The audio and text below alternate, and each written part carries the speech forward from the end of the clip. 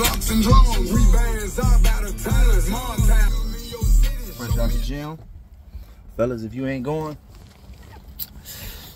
better start going. Man, got a little topic to talk about today.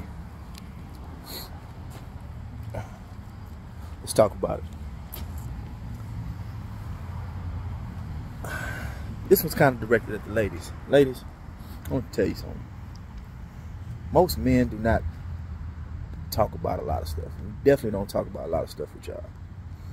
But those that do, you need to be more cognizant of their intentions. See, there's two reasons that a man will say something to women. One of them is to inform you and guide you. The other one is to pander to you, get you on their side, make a profit off of you. Now, there's ways to tell the difference. Men and women don't think the same. So obviously if we're guiding you, just like a child, you're going to be a little bit rebellious about it. So you're not going to like what we say. About 90% of the time, you're not going to like what the fuck a man says to you. But when it comes to when a man's talking to you and you agree with every damn thing he's ever saying and posting, case in point, Derek Jackson, Ace Metaphor, those are called panderers. They figured out a way to say things that sound good to your ear to make a profit off of you, to benefit, gain a big following and all that stuff there. That's what they do.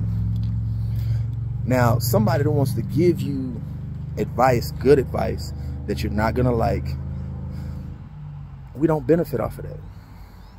We don't benefit off of it at all. And when it comes to saying things that you want to hear, those things typically, think about it this way: if a child hears everything they want to do is okay and good and it's the right thing to do, you might not have a child too long, but that mother gonna kill themselves. It's the same thing goes for you. When a man's telling you, hey, maybe you shouldn't dress this way, maybe you shouldn't go this place, or maybe you shouldn't be at this place at this hour, it's called protection. Protection don't always have to go to fisticuffs. You shouldn't have to fight somebody to save you. If I have to fight somebody to save you, that means that, to be honest, that means that the whole parameters of what I have set up to protect you has broken down. Meaning that the things that the wisdom that I've given you that'll keep you out of the situations that most of the time most men have been in by that point. That means that you didn't listen to that. You went off on some other shit and shit ain't gonna work. So when you have a man telling you, oh yeah, be independent, this, that, and the third, he's telling you that shit because at the end of the day, you know what he's gonna do? He's gonna boost your head up with that independence, get you to like him and all that stuff there. Then he's gonna screw you and do basically the same thing that most of the rest of them is gonna do, because you're coming to him like a man. Now, I had to break this down for somebody the other day. They asked me, they're like, what do you mean by come to him like a man? Well, if you think about it this way, say if a man like myself walked up to you and said, hey baby, I'd like to get your number and take you out, would that be attractive to you? Probably not, right? So when you like, oh, this nigga ain't gonna do this, and that, there, you know what we do? Oh shit, it's a woman, but I don't want a woman talking to me like no man. I don't want no woman acting like no man. She can't stand under the same fire.